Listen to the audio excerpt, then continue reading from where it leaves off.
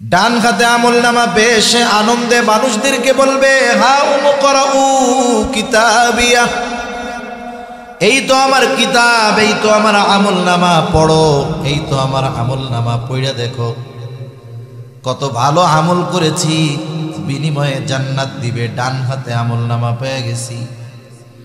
ডান হাতে আমলনামা পাবার কারণটাও সে উল্লেখ করে বলবে, ইন্নী যানানতু আন্নী মুলাকিন হিসাবিয়া, আমি ডান হাতে আমলনামা পাবার কারণ হলো যে আমি দুনিয়াতে এই ব্যাপারে দৃঢ় বিশ্বাস রাখতাম, ধারণা রাখতাম যে আমাকে আমার দুনিয়ার কর্মের হিসাবের মুখোমুখি হওয়া লাগবে।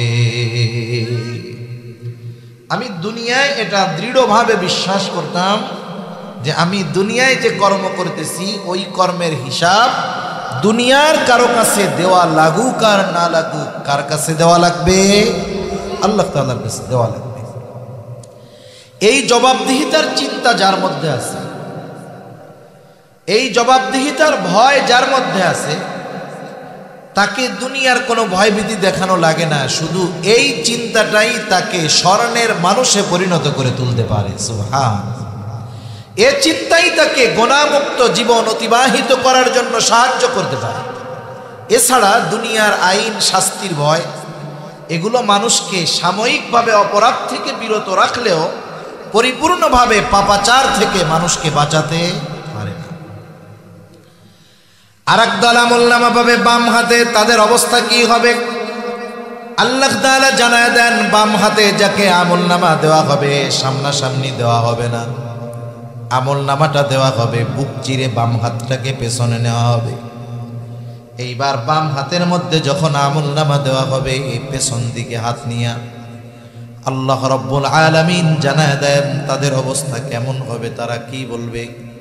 আল্লাহ বলেন, ওয়া আম্মা মান উতিয়া কিতাবাহু বিশিমালি ফায়াকুলু ইয়া লাইতানি লাম উতা কিতাবিয়া ওয়া লাম আদরি মা হিসাবিয়া ইয়া লাইতাহা কানাতিল কাদিয়া। আল্লাহ রাব্বুল আলামিন বলেন, যারা বাম হাতে আমলনামা পাবে তারা বলবে, ইয়া লাইতানি লাম উতা কিতাবিয়া, হায় আফসোস, আমি যদি এই কিতাব না পাইতাম, কতই না ভালো হতো যদি এই আমলনামা না পাইতাম। ওয়া লাম আদরি মা হিসাবিয়া, আমি যদি আমার হিসাবটা না জানতাম, কতই না ভালো হতো। ইয়া লাইতাহা কানাতিল কাদিয়া, ওই যে প্রথমবার যে দুনিয়ার থেকে মরছিলাম, ওই মরণটাই যদি আমাকে চূড়ান্তভাবে নিঃশেষ করে দিত, কতই না ভালো হতো। আফসোস করতে থাকবে। ডান হাতে আমলনামাওয়ালা জান্নাতি, বাম হাতে যে আমলনামা পাবে সে তার কর্মের কারণে যেই শাস্তি তার প্রাপ্য সেটা সে পেতে থাকবে। এ কথাই আল্লাহ তাআলা কুরআনুল কারীমের মধ্যে জানায় দিয়ে বলেন, কুল্লু নাফসিম বিমা কাসাবাত রাহিনা ইল্লা আসহাবাল ইয়ামিন। আল্লাহ তাআলা বলেন, প্রত্যেকটা মানুষ তার কর্মের নিকটে আবদ্ধ থাকবে। মুফাসসিরিন একরাম বলেন, এর দ্বারা উদ্দেশ্য হলো বাম হাতে যারা আমলনামা পেয়েছে তারা তাদের ওই পাপ কর্মের কারণে জাহান্নামের মধ্যে আবদ্ধ থাকবে। তবে তারা নয়, কারা? আসহাবুল ইয়ামিন, যারা ডান হাতে আমলনামা পেয়েছে তারা তাদের কর্মের কারণে জান্নাতের মধ্যে অবস্থান করতে থাকবে। সর্বশেষ অবস্থা, ডান হাতে আমলনামা যারা পেল তারা জান্নাতি, বাম হাতে যারা পাবে তারা জান্নাতি। জান্নাতে যাবার পরে না আছে কোনো চিন্তা, না আছে কোনো ভয়, না আছে কোনো পেরেশানি।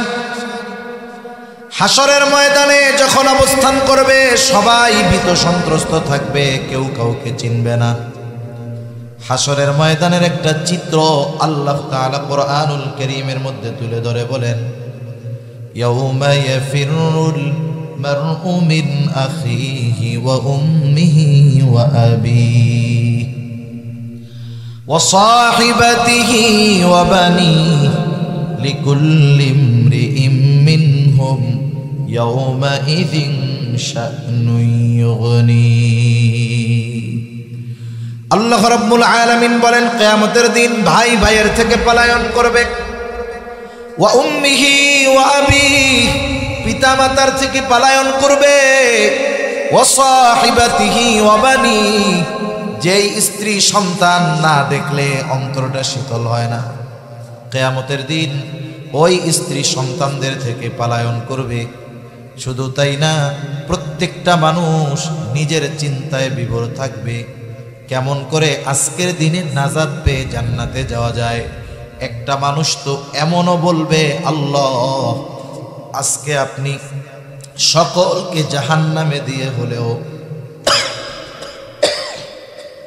আমাকে মাফ করে আপনি জান্নাত দিয়ে দেন।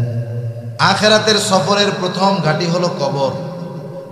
আল্লাহ তাআলা ওই ঘাঁটির মাধ্যমে এক সময় আমাদেরকে হাসরের ময়দান পর্যন্ত নিয়ে যাবেন। ওই দিন আমাদেরকে পুনরুত্থিত করবেন এবং দুনিয়ার কর্মের পূর্ণ প্রতিদান দিবেন। আল্লাহ তাআলা সে কথাই বলেন। আল্লাহ তাআলা বলেন, ওয়া ইন্নামা তুওয়াফাউনা উজুরাকুম ইয়াওমাল কিয়ামাহ ফামান যুহজিহা আনিন নার ওয়া উদখিলাল জান্নাতা ফাকাদ ফাজ। আল্লাহ রাব্বুল আলামিন বলেন, কিয়ামতের দিন মানুষকে তার কর্মের পূর্ণ প্রতিদান ফলাফল দেওয়া হবে। অর্থাৎ কিয়ামতের দিন মানুষকে তার দুনিয়ার কর্মের পূর্ণ প্রতিদান দেওয়া হবে। দুনিয়াতে কেউ যদি নেকের কাজ করে, ভালো কাজ করে, ওই ভালো কাজের পূর্ণ প্রতিদান তাকে দুনিয়ায় দেওয়া হয় না। অনুরূপভাবে দুনিয়াতে কেউ যদি মন্দ কাজ করে, অপরাধ করে, গুনাহ করে, পাপ করে, তার ওই পাপের পূর্ণ প্রতিদান এটাও দুনিয়ায় দেওয়া হয় না। তাহলে দুনিয়ায় একটা মানুষ ভালো কাজ করুক আর পাপের কাজ করুক, তার ওই পূর্ণ প্রতিদান তথা তার দুনিয়ার কর্মের পূর্ণ প্রতিদান আল্লাহ তাআলা কিয়ামতের দিন দিবে। এজন্য দুনিয়াতে অনেক সময় আমরা দেখি একজন বড় পাপী মানুষ, সে দুনিয়ায় খুব ভালো আছে, টাকা পয়সা আছে, ধন দৌলত আছে, এর দ্বারা এটা মনে করার সুযোগ নাই যে আল্লাহ তাআলা তাকে তার পাপের শাস্তি দিবেন না। আবার দুনিয়াতে একজন নেককার মানুষ অভাবে আছে, কষ্টে আছে, এটাও মনে করার সুযোগ নাই যে আল্লাহ তাআলা মনে হয় তাকে তার ভালো কাজের প্রতিদান দিল না। বরং আল্লাহ রব্বুল আলামিন উভয়ের পূর্ণ প্রতিদান দিবেন কিয়ামতের দিন। আল্লাহ তাআলা বলেন, ওই দিন যাকে আগুন থেকে বাঁচানো হবে তথা জাহান্নাম থেকে বাঁচানো হবে, ফাকাদ ফাজ, সে সফল হয়ে যাবে। জাহান্নাম থেকে বাঁচায়া জান্নাতে যাকে প্রবেশ করানো হবে, আল্লাহ তাআলা বলেন ফাকাদ ফাজ, ওই লোকটাই আসলে সফল হয়ে যাবে। তাহলে সফলতা বিফলতা এটা নাজাতের উপরে নির্ভর করতেছে। তবে আল্লাহ রাব্বুল আলামিন সকলকে পূর্ণ প্রতিদান দিবেন, সাথে সাথে সকলের পূর্ণ কর্মের খবরও আল্লাহ তাআলা জানায় দিবেন। কিয়ামতের দিন কয়েকটা সময় মানুষ সবচাইতে বেশি ভীত এবং চিন্তিত থাকবে। এর মধ্যে একটা সময় হলো যখন মানুষকে তার আমলনামা দেওয়ার সংবাদ জানানো হবে। গোটা হাসরবাসী নিস্তব্ধ, পিনপতন নীরবতা।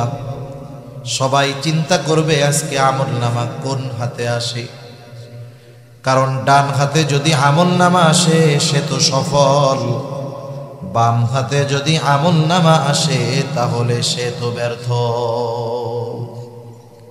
চিন্তায় থাকবে সবাই। আল্লাহ রাব্বুল আলামিন কিয়ামতের দিন আমলনামাগুলো ছেড়ে দিবেন। দুনিয়ায় যে যেমন কর্ম করেছে সব ফাইল আকারে আল্লাহ তাআলা সংরক্ষণের ব্যবস্থা করে রাখছেন। আমলনামাগুলো ছেড়ে দেওয়া হবে। যার আমলনামা তার কাছেই পৌঁছায়া যাবে। একদল আমলনামা পাবে ডান হাতে, আর একদল পাবে বাম হাতে। বাম হাতে যারা, ডান হাতে যারা আমলনামা পাবে তারা চূড়ান্ত পর্যায়ের আনন্দিত হবে, কারণ তারা সুনিশ্চিত যে আমাদেরকে অনন্তকাল জাহান্নামে থাকা লাগবে না। ডান হাতে আমলনামা পাওয়ার দ্বারা এই বিষয়টাই নিশ্চিত হবে যে অনন্তকাল জাহান্নামে থাকা লাগবে না। আল্লাহ চাইলে মাফ করে সরাসরি জান্নাতেও দিয়ে দিতে পারে, যদি শাস্তি দেনও তবে অনন্তকাল জাহান্নামে থাকা লাগবে না।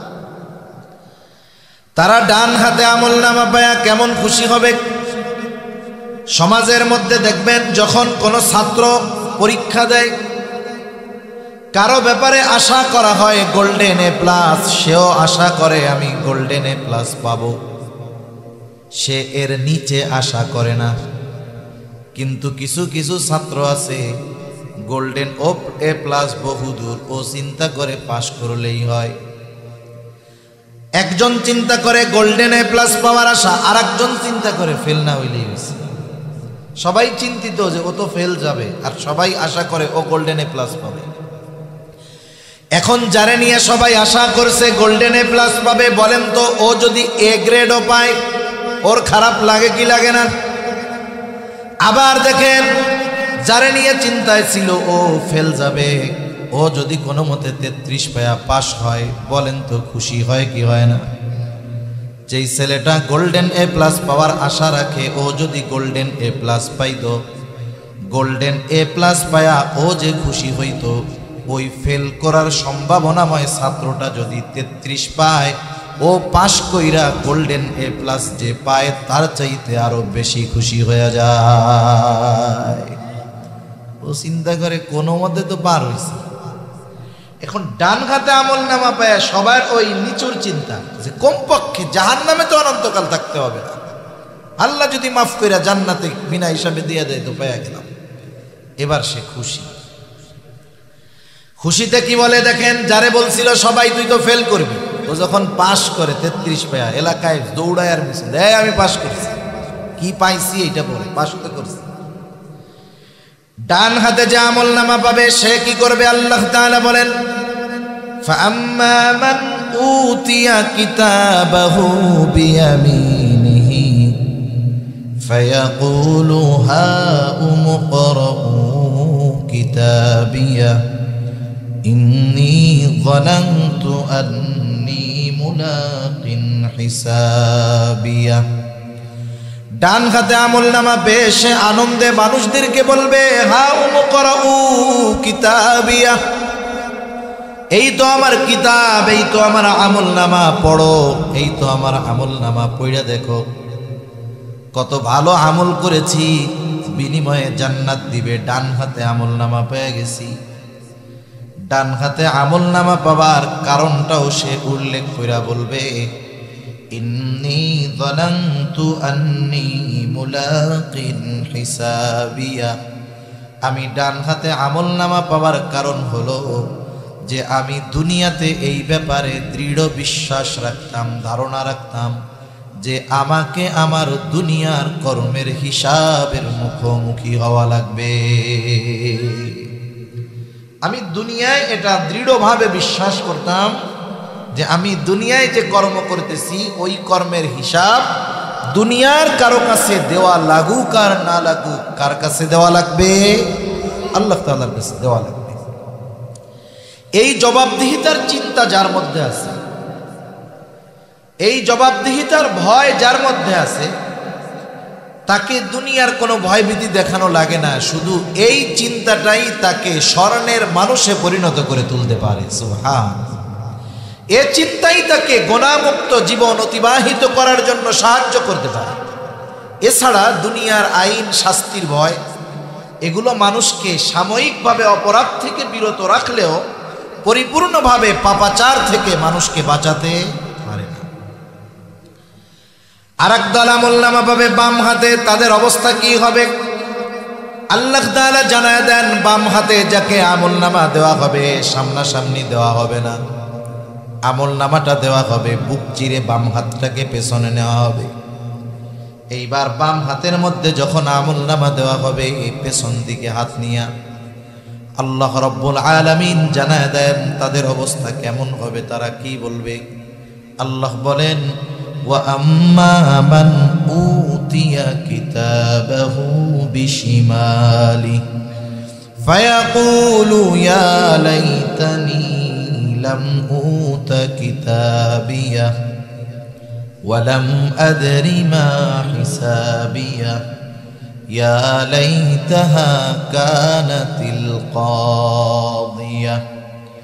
আল্লাহ রাব্বুল আলামিন বলেন, যারা বাম হাতে আমলনামা পাবে তারা বলবে, ইয়া লাইতানি লাম উতা কিতাবিয়া, হায় আফসোস, আমি যদি এই কিতাব না পাইতাম কতই না ভালো হতো যদি এই আমলনামা না পাইতাম।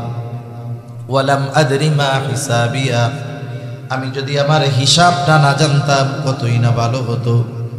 ইয়া লাইতাহা কানাতিল কাদিয়া, ওই যে প্রথমবার যে দুনিয়ার থেকে মরছিলাম, ওই মরণটাই যদি আমাকে চূড়ান্তভাবে নিঃশেষ করে দিত কতই না ভালো হতো। আফসোস করতে থাকবে। ডান হাতে আমলনামাওয়ালা জান্নাতি, বাম হাতে যে আমলনামা পাবে সে তার কর্মের কারণে যেই শাস্তি তার প্রাপ্য সেটা সে পেতে থাকবে। এ কথাই আল্লাহ তাআলা কুরআনুল কারীমের মধ্যে জানায় দিয়ে বলেন, কুল্লু নাফসিম বিমা কাসাবাত রাহিনা ইল্লা আসহাবাল ইয়ামিন। আল্লাহ তাআলা বলেন, প্রত্যেকটা মানুষ তার কর্মের নিকটে আবদ্ধ থাকবে। মুফাসসিরিনে কেরাম বলেন, এর দ্বারা উদ্দেশ্য হলো বাম হাতে যারা আমলনামা পেয়েছে তারা তাদের ওই পাপ কর্মের কারণে জাহান্নামের মধ্যে আবদ্ধ থাকবে। তবে তারা নয়, কারা? আসহাবুল ইয়ামিন, যারা ডান হাতে আমলনামা পেয়েছে তারা তাদের কর্মের কারণে জান্নাতের মধ্যে অবস্থান করতে থাকবে। সর্বশেষ অবস্থা, ডান হাতে আমলনামা যারা পেল তারা জান্নাতি, বাম হাতে যারা পাবে তারা জান্নাতি। জান্নাতে যাবার পরে না আছে কোনো চিন্তা, না আছে কোনো ভয়, না আছে কোনো পেরেশানি। হাসরের ময়দানে যখন অবস্থান করবে সবাই ভীত সন্ত্রস্ত থাকবে, কেউ কাউকে চিনবে না। হাসরের ময়দানের একটা চিত্র আল্লাহ তাআলা কুরআনুল কারীমের মধ্যে তুলে ধরে বলেন, ইয়াউমা ইয়াফিরুল মারউ মিন আখিহি ওয়া উম্মিহি ওয়া আবিহি ওয়া সাহিবাতিহি ওয়া বানিহি লিকুল্লি ইমরিইম মিনহুম ইয়াউমাইযিন শা'নুন ইউগনি। আল্লাহ রাব্বুল আলামিন বলেন, কিয়ামতের দিন ভাই ভাইয়ের থেকে পলায়ন করবে। ওয়া উম্মিহি ওয়া আবিহি, পিতা মাতার থেকে পলায়ন করবে। ওয়া সাহিবাতিহি ওয়া বানিহি, যেই স্ত্রী সন্তান না দেখলে অন্তরটা শীতল হয় না, কিয়ামতের দিন ওই স্ত্রী সন্তানদের থেকে পলায়ন করবে। শুধু তাই না, প্রত্যেকটা মানুষ নিজের চিন্তায় বিভোর থাকবে, কেমন করে আজকের দিনে নাজাত পেয়ে জান্নাতে যাওয়া যায়। একটা মানুষ তো এমনও বলবে, আল্লাহ আজকে আপনি সকলকে জাহান্নামে দিয়ে হলেও আমাকে মাফ করে আপনি জান্নাত দিয়ে দেন। বলবে, সকলকে আপনি জাহান্নামে দিয়ে হলেও আমাকে আজকে আপনি জান্নাতে দিয়ে দেন। এমন কঠিন এক পরিস্থিতি হবে। পরিস্থিতি যাই হোক, বলেন তো জান্নাতে যাওয়ার পরে জান্নাতীর আর কোনো টেনশন চিন্তা আছে নাকি? হাসরের ময়দানে সে কাউকে চিনবে না, কিন্তু জান্নাতে যাওয়ার পরে কাউকে ভুলবে না, সবার কথা মনে পড়বে।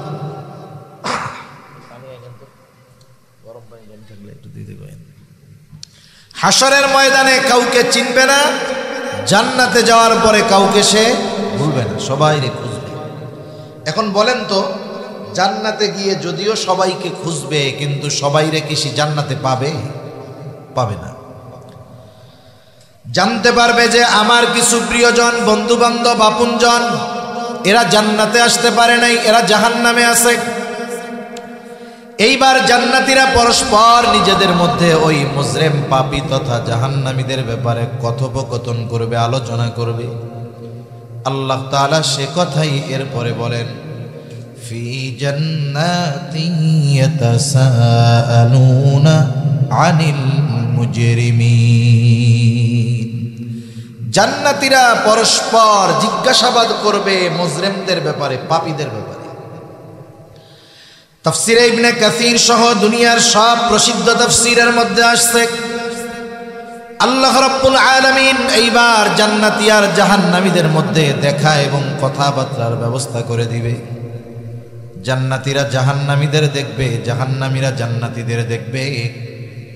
জান্নাতীরা যখন জাহান্নামের দিকে তাকায় দেখবে, ওই জাহান্নামের মধ্যে তার আপনজন, প্রিয়জন, বন্ধু বান্ধব, আত্মীয় স্বজন কঠিন শাস্তির মধ্যে আছে। এই দৃশ্যটা দেখবার পর জান্নাতি আল্লাহর দরবারে কৃতজ্ঞতার মাত্রা বাড়ায় দিয়া বলবে, আল্লাহ, দুনিয়ায় তো আমিও এদের সাথে থাকতাম, একই স্কুলে পড়তাম, একই কলেজে পড়তাম, একই বাজারে ব্যবসা করতাম, একসাথেই মাঠে খেলাধুলা করতাম। আল্লাহ, আপনি যদি আমার প্রতি দয়া না করতেন, আজকে হয়তো আমাকে ওদের সাথে জাহান্নামের মধ্যে থাকা লাগতো। আল্লাহ তাআলার কাছে কৃতজ্ঞতার মাত্রা বাড়ায়া দিবে। এইবার আল্লাহ তাআলা জাহান্নামীদেরকেও জান্নাতীদের দেখার ব্যবস্থা করে দিবে। জাহান্নামীরা যখন জান্নাতের মধ্যে তাকায় দেখবে, আমার বন্ধু বান্ধব, আত্মীয় স্বজন, কাছের মানুষ জান্নাতের নাজ নেয়ামত ভোগ করতেছে। এই দৃশ্যটা দেখবার পর এমনিই তো জাহান্নামের শাস্তি, কঠোর আযাব, যন্ত্রণা, এই দৃশ্যটা দেখবার পর তার যন্ত্রণার মাত্রাটা আরো বেশি অনুভব হবে। কারণ সে চিন্তা করবে, আহারে, এই মানুষগুলোর সাথেই তো দুনিয়ায় চলতাম, এই মানুষগুলোই তো আমার প্রতিবেশী ছিল, কাছের মানুষ ছিল। আমি যদি জীবনের কিছুটা সময় ওদের সাথে, ওদের মত মতো চলতাম, একসাথেই তো মাঠে খেলতাম, কিন্তু নামাজের সময় যদি ওর সাথে নামাজে যাইতাম, একসাথেই তো বাজারে ব্যবসা করতাম, নামাজের সময় যদি ওর সাথে নামাজে যাইতাম, একসাথেই তো স্কুল, কলেজ, ভার্সিটির মধ্যে পড়তাম, নামাজের সময় যদি আমার ওই বন্ধুর সাথে নামাজে যাইতাম, গুনার কাজগুলো থেকে যদি বেঁচে থাকতাম, আজকে আমিও ওর মতো জান্নাতের নাজ নেয়ামত ভোগ করতে পারতাম। অনেক সময় দেখা যায় এই রকম হয় যে দুই বন্ধু একই সাথে পড়ালেখা করছে, স্কুল কলেজে, কিন্তু দুইজনের ফলাফল তো সেম না। একজন ছাত্র ভালো ছিল, কিন্তু অলসতা বা দুষ্টমির কারণে লেখাপড়া করে নাই, বাদ দিছে। আর একজন ছাত্র ভালো ছিল না, মেহনত করছে, এখন বড় অফিসার, সে ভ্যান চালায়। আমি কোনো পেশাকে ছোট করতেছি না, বোঝানোর জন্য বলতেছি। মনে করেন সে যখন রাস্তায় অটো, ইজি বাইক, ভ্যান চালায়, সে ছিল মেধাবী ছাত্র, আর তার বন্ধু তখন তার পাশ দিয়ে প্রাইভেট কার, গাড়ি নিয়ে পুম পুম দিয়া পাশ দিয়া যায়। বলেন তো, এই দৃশ্য দেখার পরে যে ভ্যান চালায় তার ভালো লাগবে? কি বলবে, আরে আফসোস, একসাথেই ছিলাম রে, ওরসে আমি আরো ভালো ছাত্র ছিলাম, ওই যে ওই শয়তানিটা যদি না করতাম, তাহলে আজকে ও প্রাইভেট কার নিয়ে ঘুরে, আমি হলাম ল্যান্ড ক্রুজার নিয়ে ঘুরতাম। বলেন তো, দুনিয়ার এই সামান্য আফসোস সারাটা জীবন তাকে অন্তরের মধ্যে পীড়া দিবে, কষ্ট দিবে, ঠিক কিনা বলেন? দেখেন, দুনিয়ায় এতটুকু না পাওয়ার আফসোস, কষ্ট সব সময় মনের মধ্যে থাকে। আর দুনিয়ায় ওই সব কাজ যদি না করে, যেই কাজগুলো করার সুযোগ থাকার পরেও করে নাই, যার কারণে জাহান্নামে যাইতে হইল, তাহলে এই আফসোস তার জন্য কষ্টের মাত্রা বাড়াবে না কমাবে? জাহান্নামী ওই দৃশ্য দেখার পরে কষ্টের মাত্রা তার বেশি অনুভব হবে। দুই দলের মধ্যে দেখা শেষ, আল্লাহ রাব্বুল আলামিন এইবার কথোপকথনের ব্যবস্থা করে দিবে। জান্নাতি জাহান্নামীদের কাছে জানতে চাইবে, কিরে তোরা জাহান্নামে কেন আসলি? একসাথেই তো দুনিয়ায় চলতাম।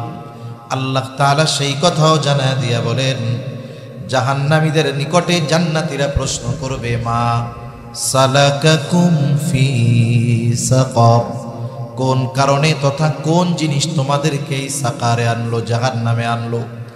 অর্থাৎ তোমরা কেন জাহান্নামে আসলা, কোন কারণে জাহান্নামে আসলা। জাহান্নামীরা জান্নাতীদের এই প্রশ্নের জবাবে এই সূরার এই আয়াতগুলোর আলোকে জাহান্নামে যাওয়ার 4টি কারণ বলবে। কয়টা কারণ? একটু জোরে বলেন না কয়টা? আর একটু জোরে বলেন। রাত তো বেশি, এজন্য একটু জোরে কয় দিছি। এই 4 কারণ আমরা জানবো। যদি কোনো কারণ আমাদের মধ্যে থাকে ওটা কি ধরে রাখবো না বাদ দিয়ে দিব? কারা কারা তৈরি আছি? নারায়ে তাকবীর, নারায়ে তাকবীর। বার করবো তো ইনশাআল্লাহ। এখন কিন্তু ইনশাআল্লাহর পরিভাষা চেঞ্জ হয়ে গেছে। এখন একজনকে বলছে ভাই এটা করবেন তো? আচ্ছা ইনশাআল্লাহ।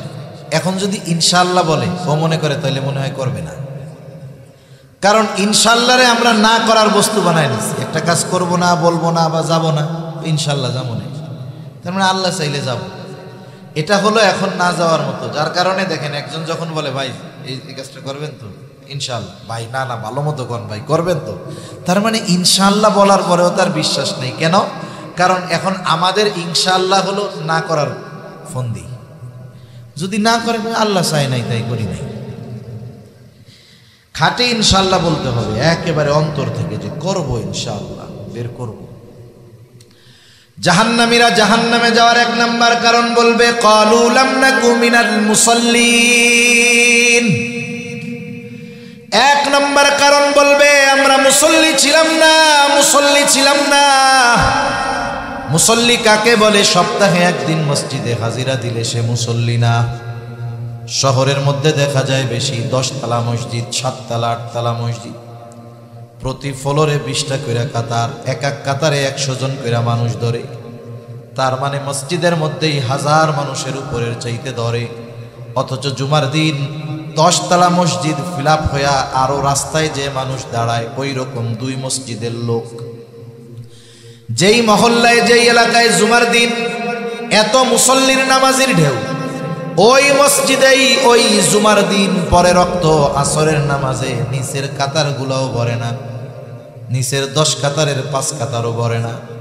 তার মানে বোঝা গেল যারা নামাজ পড়ে এরা হলো কেউ সাপ্তাহিক মুসল্লি, আবার কেউ আছে বাৎসরিক মুসল্লি, আবার কেউ আছে সারা জীবনে একবারও নামাজ পড়বে না, একটা নামাজে অংশগ্রহণ করে, তা হলো ওইটা ওর নিজের জানাজার নামাজ। ওইটা তো আর না যাইয়া উপায় নাই। আমার মনে হয় ও যদি কথা কইতে পারতো ও কইতো যে আমার আর দরকার নাই, সরাসরি কবরে দিয়ে জানাজা লাগবে না। এইরকম আল্লাহর বান্দা সমাজে আছে। সেজন্য সাপ্তাহিক নামাজি যারা এরা মুসল্লি না। মুসল্লি হলো যে সে নামাজ বাদ দেয় না, 5 ওয়াক্ত নামাজ যথাযথভাবে আদায় করে। মুসল্লি হলো সে দুনিয়ার যেখানেই থাকুক না কেন, যত ব্যস্ততা তার থাকুক না কেন, সে নামাজ বাদ দেয় না। মুসল্লি হলো এমন মানুষ যার অন্তরের মধ্যে সব সময় মসজিদের চিন্তা থাকে। খাঁটি মুসল্লির অন্যতম একটি গুণ হলো তার অন্তর সর্বদা মসজিদের সাথে লাগানো থাকে। নবীজি এক হাদিসের মধ্যে বলেন 7 শ্রেণীর মানুষ আরশের ছায়ায় স্থান পাবে। সূর্যটা সেই দিন একেবারে নিকটে চলে আসবে। 9,30,00,000 মাইল দূরে সূর্য। বিজ্ঞান বলে সূর্যের শীতল দিকটা পৃথিবীবাসীর দিকে দেওয়া।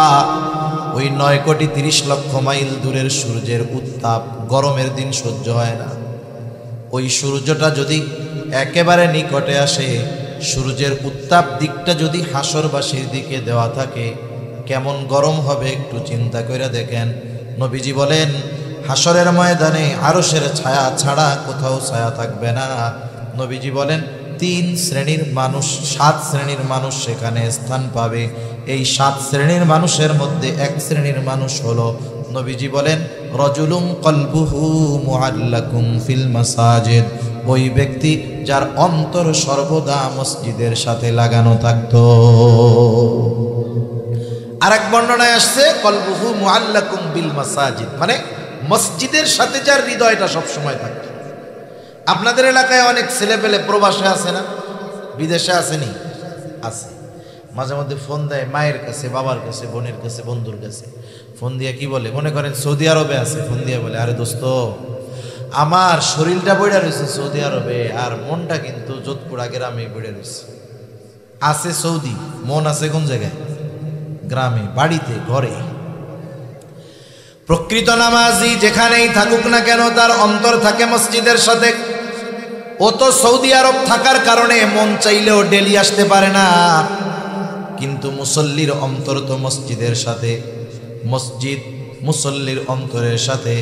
এই জন্যই যখন মুয়াজ্জিন আহ্বান করে, মুসল্লি যে কাজেই ব্যস্ত থাক না কেন দৌড় দিয়া মসজিদের কাছে হাজির হয়ে যায়। তাহলে প্রকৃত মুসল্লি আরশের ছায়ায় স্থান পাবে। সেই জন্য জাহান্নামীরা হলো মুসল্লি নয়, আমরা মুসল্লি হব। মুসল্লি হলে শুধু যে আখিরাতের লাভ তা নয়, মুসল্লি হলে দুনিয়ার লাভ আছে না নাই? অনেক লাভ আছে, একটা লাভ শোনাই যার মধ্যে সব লাভ অন্তর্ভুক্ত হয়ে যায়। দেখেন আমাদের দেশে যারা নামাজ পড়ে না, নামাজ না পড়ার কিছু কারণ আছে। নামাজ না পড়ার কারণগুলোর মধ্যে অন্যতম এক কারণ হলো তার কাজকর্ম। কাজকর্মের জন্য নামাজ পড়তে পারে না। দোকানদাররা জিজ্ঞাসা করবেন, বেনামাজি দোকানদার কি বলে? বলে আমার দোকানের ব্যস্ততায় নামাজ পড়ার টাইম পাই না। ভ্যানওয়ালা নামাজ পড়ে না কেন? ভ্যান চালাই এই জান যায়, কিস্তির টাকা শোধাইতে পারি না, নামাজ পড়বো কোন সময়? কৃষক যে সে কৃষি কাজ করে, সে ব্যস্ততার ঠেলায় নামাজ পড়তে পারে না। কয় জমি নিড়াই এই তো মাজার ভেতা যায় না, নামাজ পড়বো কোন সময়? এক কথায় তুমি ভোকাল কমাও, আওয়াজটা টনটন করো, রিভার্ব দাও, ইকো কমাও, আওয়াজটা টনটন হবে। ঘোরাও কেন? শুরুতে তো ভালো হয়েছিল। তাহলে মানুষ নামাজ না পড়ার কারণ হলো কি? যে তার কর্ম। কি বলেন? কর্ম। হালকা রিভার্ব দাও, রিভার্ব দাও। তার কর্ম, কর্মের কারণে সে নামাজ পড়ার টাইম পায় না। এখন বলেন তো, মানুষ কি কর্ম শখে করে না রিজিকের জন্য করে? একটু জোরে বলেন। নাকি কাজকর্ম ফাউ ফাউ আপনারা কইরা দেন? চাকরি বাকরি কেউ ফাউ ফাউ করে না, ব্যবসা বাণিজ্য কেউ ফ্রি ফ্রি করবে না। মানুষ তার কর্ম করে জীবন উপকরণ, রিজিকের জন্য। রিজিক শব্দের বাংলা অর্থ হলো জীবন উপকরণ। তার মানে জীবন পরিচালনার জন্য যা কিছু প্রয়োজন সব কিছু রিজক। টাকা পয়সা রিজক, একজন নেককার সন্তান রিজক, একটা নেককার বিবি রিজক, সুস্থতা রিজক। এক কথায় মানুষ রিজিকের জন্য, উপার্জন করার জন্য সে কাজকর্ম করে। বুঝে থাকলে একটু জবাব দিবেন। বলেন তো, যেই রিজিক উপার্জনের জন্য ব্যস্ত থাকার কারণে নামাজ পড়তে পারে না, সেই রিজিকের মালিক কে? আরো জোরে বলেন কে? এখন বলেন তো, রিজিকের মালিক যদি রিজিক পাওয়ার পদ্ধতি বইলা দেয়, ওই পদ্ধতি বাদ দিয়া যদি আমরা শুধু কাজকর্মের মধ্যে রিজিক তালাশ করি, হয়তো পাওয়া যাবে কিছু ঠিক, কিন্তু বরকতময় রিজিক পাওয়া যাবে না। সেই জন্য রিজিকের মালিক, রিজিক পাওয়ার পদ্ধতি আমাদের জানায় দিয়া বলেন, বান্দা ওয়া'মুর আহলাকা বিস-সালাতি ওয়াসতাবির আলাইহা লা নাসআলুকা রিজকা।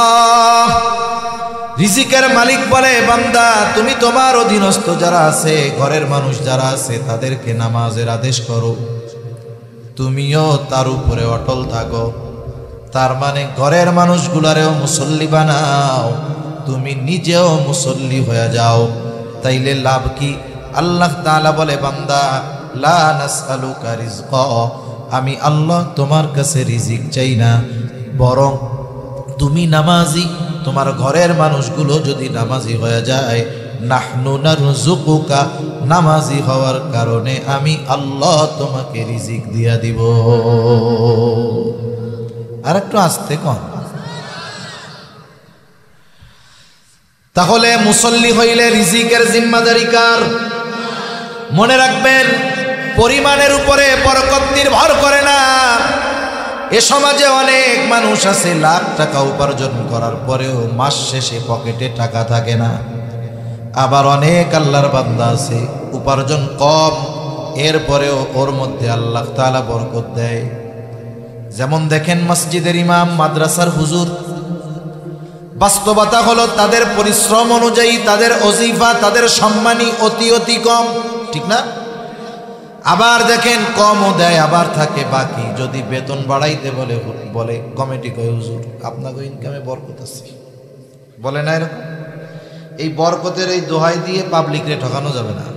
ইমাম সাহেব, মাদ্রাসার শিক্ষক, মুয়াজ্জিন, এদেরকে এই দোহাই দিয়ে কি ঠকানো যাবে না। তবে যতটুকু দেওয়া হয় এটা বর্তমান জামানায় অতি কম, এরপরেও এদের চলে। কেমনে চলে, কেন চলে?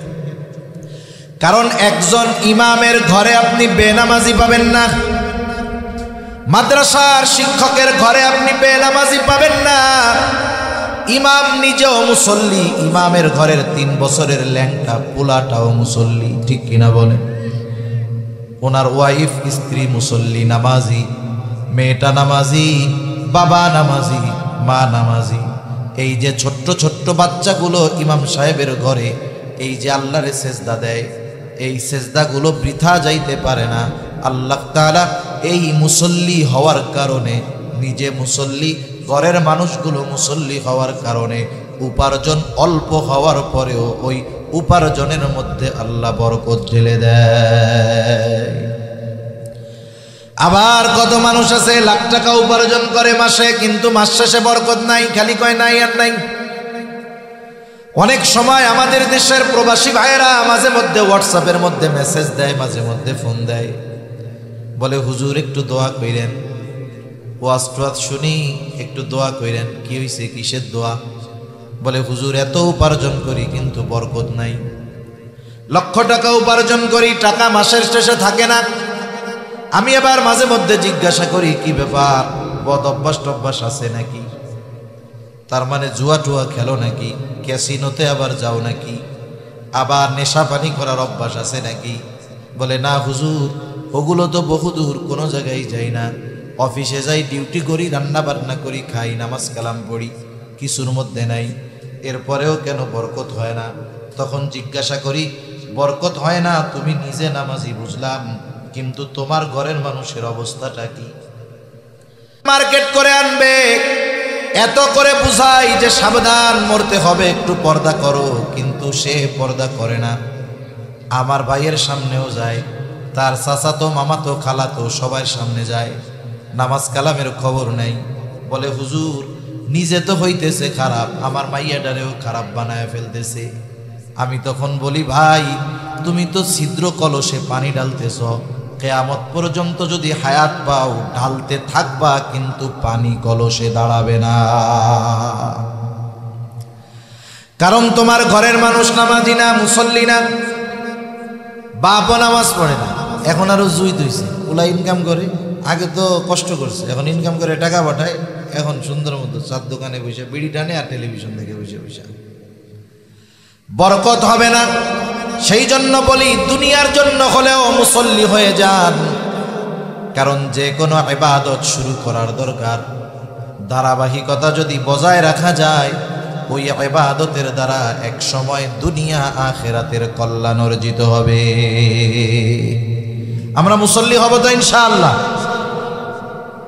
কোন ইনশাআল্লাহ কইছেন? আসলটা তো নাকি? আচ্ছা ঠিক আছে। তাহলে জাহান্নামীরা জাহান্নামে যাওয়ার 1 নাম্বার কারণ তারা মুসল্লি নয়। আমরা মুসল্লি হব। মুসল্লি হলে দুনিয়ারও লাভ, আখিরাতেরও লাভ। মুসল্লি হলে দুনিয়ার অন্যতম লাভ, রিজিক পাওয়া যায়। আর ঘোষণা দিছেন কে রিজিকের মালিক, সেই জন্য মুসল্লি হলে দুনিয়ার লাভ, আখিরাতের লাভ। 2 নাম্বার তারা বলবে ওয়ালাম নাকু নুতঈমুল মিসকিন, আমরা মিসকিনদেরকে খানা খাওয়াইতাম না। খানা খাওয়ানো সাধারণভাবে ফজিলতের কাজ, খানা খাওয়ানো সাধারণভাবে ফজিলতের কাজ। কষ্ট হইতেছে না তো আপনাদের? আর একটা জিনিস হইল, ওই অপরিচিত গন্তব্য কাছে হইলেও দূরে মনে হয়। আপনি যে জায়গায় জীবনেও যান নাই, চেনেন না, মোবাইলের ম্যাপ ট্যাপ নাই, যাওয়ার সময় কি মনে হয়? আসার সময় কাছে। এখন আমি তো বইলে যাইতেছি, কিন্তু কয়টা পর্যন্ত বলবো এটা তো আর আপনারা জানেন না, জানেন? তাহলে এখানে আমাদের গন্তব্য অনির্দিষ্ট, গন্তব্যটা জানায় দিলে আপনাদেরও সুবিধা, আমারও সুবিধা। আপনারা ওই ধরনের মন মানসিকতা থাকবে যে উনি ওই ক্যাটের মধ্যে শেষ করে দিবে। আমার গন্তব্য হলো 11:15, আমি 10:15 পরে শুরু করছি, 10:15 দিকে শুরু করছি, 11:15 ইনশাল্লাহ শেষ হয়ে যাবে। হয়তো আর 14, 15, 16 মিনিটের মতো এরকম আছে মনে হয়। তা দেখেন, খানা খাওয়ানো সাধারণভাবে ফজিলতের কাজ, একটু খেয়াল দিই। নবীজির কাছে একজন আসছে, আইসা প্রশ্ন করে, আইয়ুল ইসলামি খাইর, ইসলামের মধ্যে সর্বোত্তম কাজ কোনটা? নবীজি ছিলেন উম্মতের রুহানি ডাক্তার। একই প্রশ্ন যদি একাধিক ব্যক্তি করত, নবীজি ওই ব্যক্তির অবস্থার আলোকে প্রশ্নের জবাব দিতেন।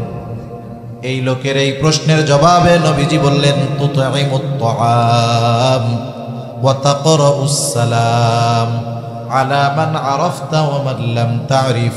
নবীজি বলেন, তুমি মানুষকে বেশি বেশি সালাম দাও, তুমি মানুষকে খানা খাওয়াও, আর পরিচিত অপরিচিত সবাইকে বেশি বেশি সালাম দাও। এখানে নবীজি বলছেন মানুষরে খানা খাওয়াও, কিন্তু কোনো স্তর বিন্যাস করেন নাই।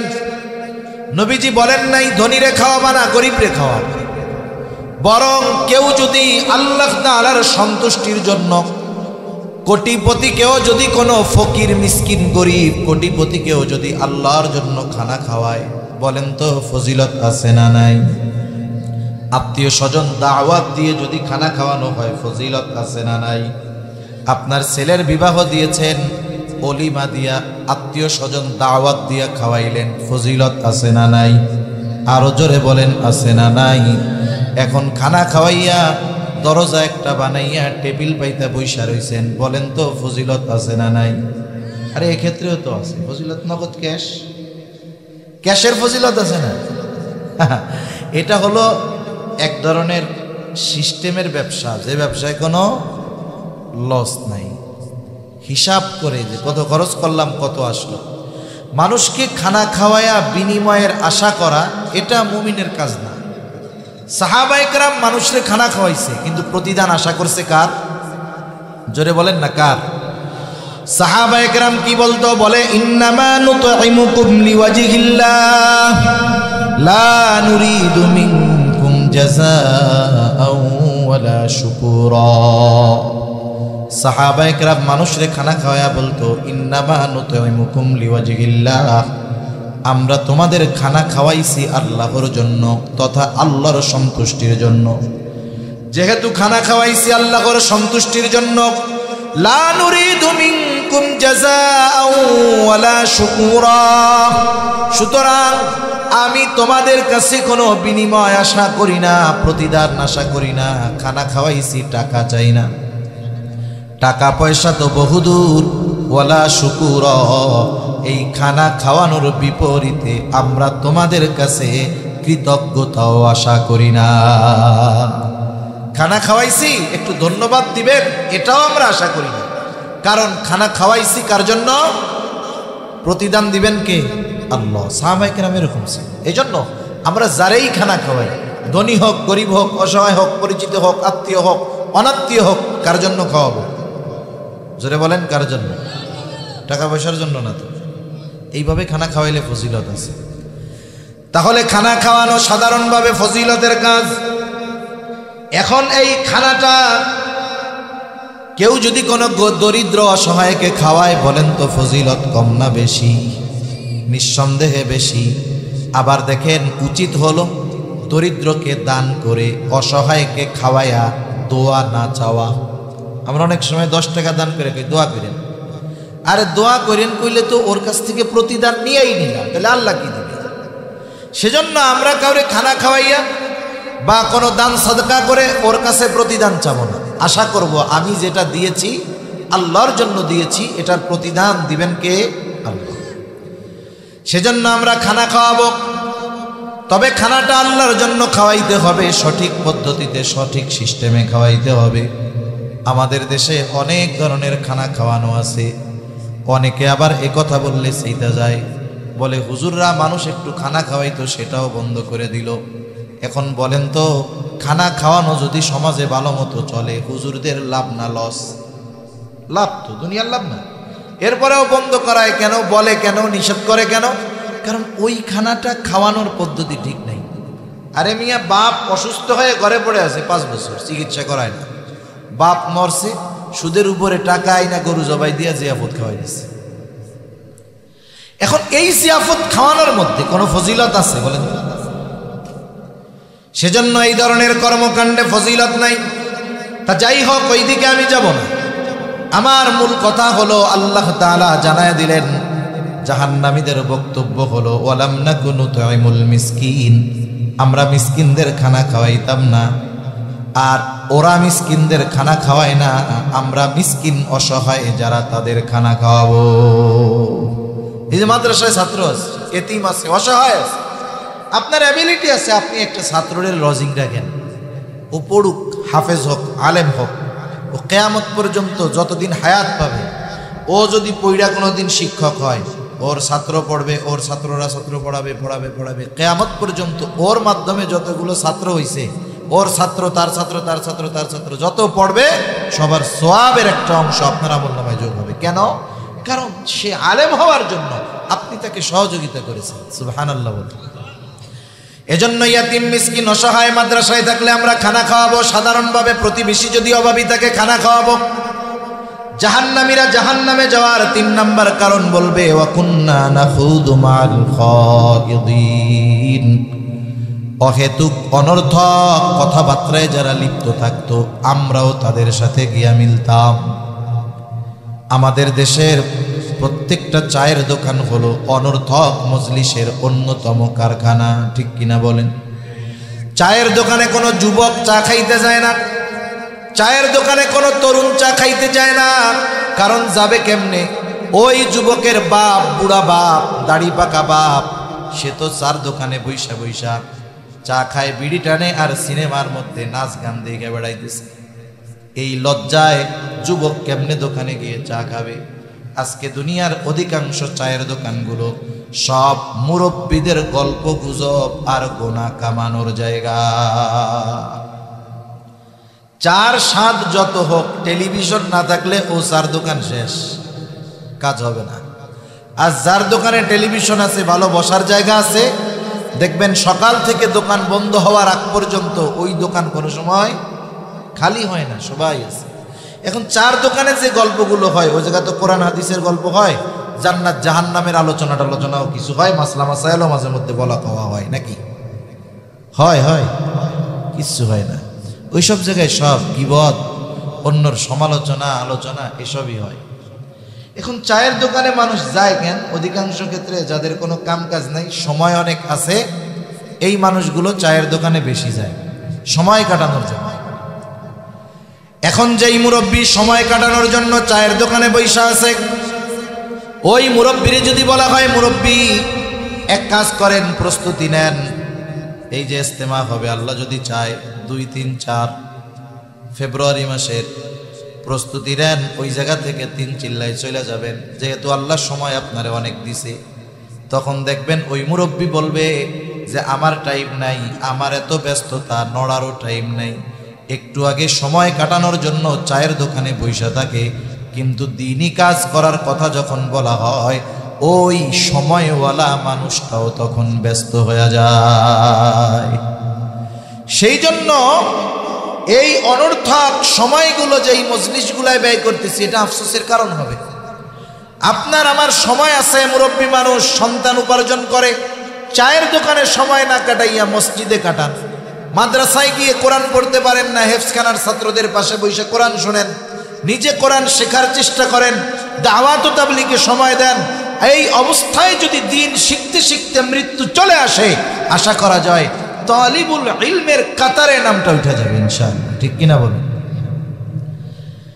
সেজন্য জাহান্নামীরা বলবে, আমরা অনর্থক মজলিসের মধ্যে লিপ্ত ছিলাম। লম্বা আর করবো না, যেহেতু হুজুর চলে আসছে, লম্বা করা ঠিক হবে না। 4 নাম্বার, ওয়া কুন্না নুকাযযিবু বিয়াউমিদ্দিন, আমরা কিয়ামতের দিবসকে অস্বীকার করতাম। বুজুর্গানে দিন উলামায়ে কেরাম বলেন, অবস্থা 2টা হতে পারে। একটা হলো কিয়ামতকে অস্বীকার করে, অস্বীকার যদি করে চিরস্থায়ী জাহান্নামী, কোনো সন্দেহ নাই। আর একটা হলো বিশ্বাস করতো ঠিক কিন্তু কিয়ামতের ব্যাপারে উদাসীন ছিল, তাকেও লম্বা সময় জাহান্নামে থাকতে হবে। তার মানে কিয়ামতের প্রতি দৃঢ় বিশ্বাসী আমাদের হওয়ার দরকার। কারণ যে যত কিয়ামতের ব্যাপারে যত দৃঢ় বিশ্বাস, দুনিয়ায় তার কাজকর্ম তত সুন্দর। ওই যে ডান হাতে যে আমলনামা পেয়েছে, ডান হাতে আমলনামা পাবার কারণ হিসাবে সে বলছে, আমি এই ব্যাপারে দৃঢ় বিশ্বাস রাখতাম যে আমাকে আমার কর্মের হিসাব আল্লাহ তাআলার সামনে দেওয়া লাগবে। এ হিসাব দিতে হবে কিয়ামতের দিন। সে ওই কিয়ামতের উপরে অতি বিশ্বাসী ছিল, দৃঢ় বিশ্বাসী ছিল, যার কারণে তার দুনিয়ার কর্ম সুন্দর, আমলনামা ডান হাতে। জাহান্নামীরা বলবে এভাবে চলছে দুনিয়ার হায়াত। হায়াত নামক মোমবাতি যখন জ্বালায় দেওয়া হয় আস্তে আস্তে শেষ হয়, মোমবাতি শেষ, আলো নিভে যায়। হায়াত নামক মোমবাতি মায়ের পেটে থাকতেই জ্বালায় দেওয়া হয়েছে, এখন শুধু কমতেছে, কোন সময় শেষ হবে আমরা জানি না। ওরা বলবে এভাবে চলছে দুনিয়া, হাত্তা আতানাল ইয়াকিন। এক সময় দৃঢ় সত্যের আগমন ঘটলো, মৃত্যু চলে আসলো, আমাদের মৃত্যু হয়ে গেল, ঠিকানা হলো জাহান্নাম। আর আল্লাহ তাআলা বলেন ফামা তানফাউহুম শাফাআতুশ শাফিঈন, তাদের ব্যাপারে কোন সুপারিশকারীর সুপারিশ গ্রহণ করা হবে। দেখেন এত সুস্পষ্টভাবে আল্লাহ তাআলা জানায় দিয়েছেন সবকিছু। এরপরেও যদি আমরা আমাদের পরিশুদ্ধ না করি, জাহান্নামীদের কর্মগুলো বাদ না দেই, জান্নাতি হওয়ার যেই কর্মগুলো করার দরকার সেগুলো যদি না করি, তাহলে আমাদের মতো হতভাগা আর কেউ নাই, ঠিক কিনা বলেন? তাহলে আজকে আমরা যেটা জানলাম, এই সূরার আয়াতগুলোর আলোকে জাহান্নামীরা কয় কারণে জাহান্নামে যাবে? একটু জোরে বলেন কয় কারণ? এক নাম্বার, তারা মুসল্লি ছিল না, আমরা মুসল্লি হব। তারা মিসকিনদের খানা খাওয়াইতো না, আমরা খাওয়াবো। তারা অনর্থক মজলিসে সময় ব্যয় করত, আমরা দ্বীনি কাজে সময় ব্যয় করব। তারা কিয়ামতের ব্যাপারে অবিশ্বাসী ছিল, আর আমরা কিয়ামতের ব্যাপারে দৃঢ় বিশ্বাসী হব ইনশাআল্লাহ। আল্লাহ সুবহানাহু ওয়া তাআলা আমাদের সবাইকে কথাগুলো বুঝবার, আমল করবার তৌফিক দান করুন। সকলে বলি আমিন। একটু জবান খুলে বলি আমিন। ওয়া আখিরু দাওয়ানা আনিল হামদুলিল্লাহি রাব্বিল আলামিন।